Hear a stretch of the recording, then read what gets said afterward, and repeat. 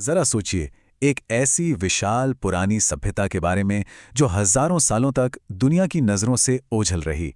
एक ऐसी दुनिया जिसे हम बस 100 साल पहले ही दोबारा खोज पाए। आज हम इसी भूली बिसरी दुनिया के कुछ रहस्यों से पर्दा उठाएंगे। तो शुरुआत करते हैं इस जबरदस्त कथन से। जब पुरातत्ववेत्ता जॉन मार्शल ने इस सभ्यता की खोज का ऐलान किया, तो उन्होंने एक झटके में भारत के इतिहास को 3000 साल और पुराना बना दिया। ये एक ऐसी खोज थी जिसने दुनिया की सोच को हमेशा के लिए बदल दिया। और हाँ, ये कोई 100-200 साल की बात नहीं है। ये सभ्यता हजारों सालों तक फली फूली। ठीक उसी दौर में जब मिस्र और मेसोपोटामिया जैसी महान सभ्यताएं अपने शिखर पर थीं। ये कोई छोटा मोटा गांव नहीं, बल्कि एक पूरा का पूरा युग था। तो सवाल यह है कि जो सभ्यता इतिहास के पन्नों में कहीं गुम हो गई थी, वो आखिर दोबारा हमारे सामने आई कैसे? चलिए इसकी खोज की कहानी को जरा करीब से देखते हैं। अच्छा, तो शुरू में जो पुरातत्वविद थे, जैसे अलेक्जेंडर कनिंघम, उनके लिए ये एक बहुत बड़ी पहेली थी। उन्हें कुछ ऐसी अजीब सी मोहरें मिल रही थीं जो उस समय की जानकारी के हिसाब से किसी भी दौर में फिट नहीं बैठती थीं। वो समझ ही नहीं पा रहे थे कि ये चीजें आखिर कितनी पुरानी हैं। और फिर साल आया 1924। डायरेक्टर जनरल जॉन मार्शल ने दुनिया के सामने एक ऐसी घोषणा की जिसने इतिहास की किताबों को हमेशा हमेशा के लिए बदल कर रख दिया। उन्होंने बताया कि भारत में एक और महान प्राचीन सभ्यता थी जिसके बारे में किसी को पता ही नहीं था। तो चलिए अब झांक कर देखते हैं कि इन लोगों की जिंदगी आखिर थी कैसी। और एक बात तो पक्की है, वो कमाल के सिटी प्लानर थे। ये देखिए, मोहनजोदड़ो का नक्शा। ये कोई ऐसे ही बसा हुआ शहर नहीं है, कमाल की इंजीनियरिंग है।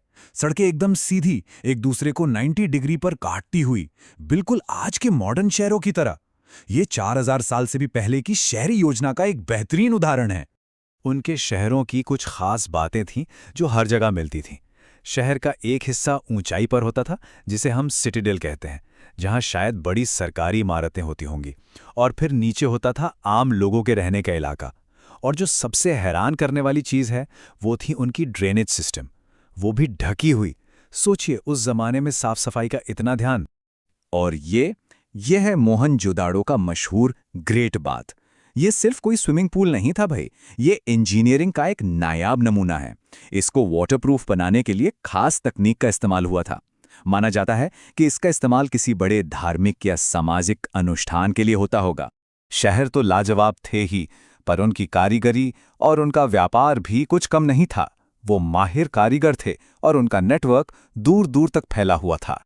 यहाँ पर हम उनकी कला और उनके औजारों का सीधा कनेक्शन देख सकते हैं। एक तरफ हैं ये तांबे और कांसे के बने औजार, और दूसरी तरफ है इन्हीं औजारों से तराशी गई ये कमाल की मूर्ति, जिसे प्रीस्ट किंग या पुरोहित राजा कहते हैं। जरा इसकी बनावट और डिटेलिंग देखिए। अब ये देखिए, ये चीज बड़ी दिलचस्प है। ये मोहर मिली तो मेसोपोटामिया में है, लेकिन इस पर जो ये कुबड़ वाला बैल बना है वो 100% हड़प्पन स्टाइल का है। ये इस बात का पक्का सबूत है कि इन दो महान सभ्यताओं के बीच समुद्र के रास्ते व्यापार होता था।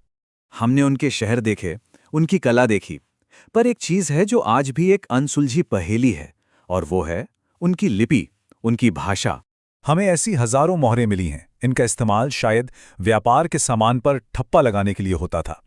इन पर जानवरों की तस्वीरें हैं और साथ में कुछ निशान बने हुए हैं। यही है उनकी लिखाई, एक ऐसा कोड जिसे आज 4000 साल बाद भी कोई नहीं तोड़ पाया है।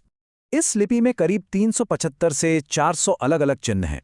मतलब ये ABCD वाली वर्णमाला तो नहीं है। और क्योंकि हम इसे पढ़ नहीं सकते, इसका सीधा मतलब यह है कि हड़प्पा के लोग खुद अपने बारे में क्या कहते थे, उनके राजाओं के क्या नाम थे, उनकी कहानियां क्या थीं, ये सब कुछ हमारे लिए एक राज है।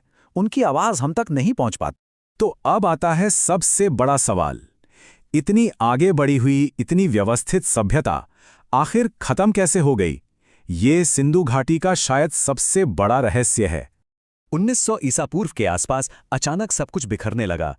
बड़े बड़े शहर वीरान हो गए, व्यापार ठप पड़ गया, यहां तक कि उनकी लिखने की कला भी गायब हो गई। आखिर हुआ क्या था? शुरू में एक थ्योरी दी गई जो बड़ी नाटकीय थी। आर्कियोलॉजिस्ट थे REM व्हीलर। उन्होंने कहा कि बाहर से आर्यों ने हमला किया और इस सभ्यता को तबाह कर दिया। उन्होंने तो यहां तक कह दिया कि इसके लिए इंद्र दोषी हैं।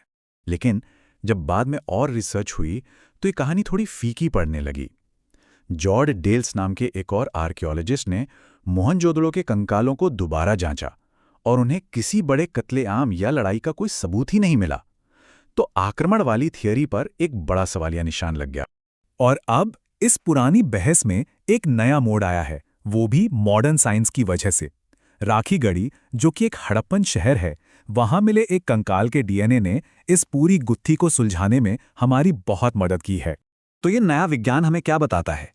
ये हमें बताता है कि हड़प्पा की कहानी खत्म नहीं हुई, बल्कि उसकी गूंज आज भी हमारे बीच मौजूद है। तो डीएनए से क्या पता चला? पहली बात, हड़प्पा के लोग इसी जमीन के थे, कहीं बाहर से नहीं आए थे। दूसरी बात, किसी बड़े हमले से वो खत्म नहीं हुए थे, ये थ्योरी अब खारिज हो चुकी है। और सबसे जरूरी बात, उनके जीन्स आज भी ज्यादातर दक्षिण एशियाई लोगों के डीएनए का एक बड़ा हिस्सा हैं। मतलब हजारों सालों की एक अटूट कड़ी है जो हमें उनसे जोड़ती है। तो हमने उनके पतन की गुत्थी तो लगभग सुलझा ली है, उनकी विरासत आज भी हमारे अंदर है, ये भी जान लिया। लेकिन एक राज वो आज भी जस का तस है, उनकी लिपि। तो आखिरी सवाल यही है, जिस दिन हम इस लिपि को पढ़ने में कामयाब हो गए, जिस दिन हम इस कोड को तोड़ पाए, उस दिन हड़प्पा के लोग हमें अपनी कौन सी कहानियां सुनाएंगे? उनके नाम, उनके देवता, उनकी कविताएं, कौन से रहस्य अभी भी इन छोटे छोटे निशानों में कैद हैं?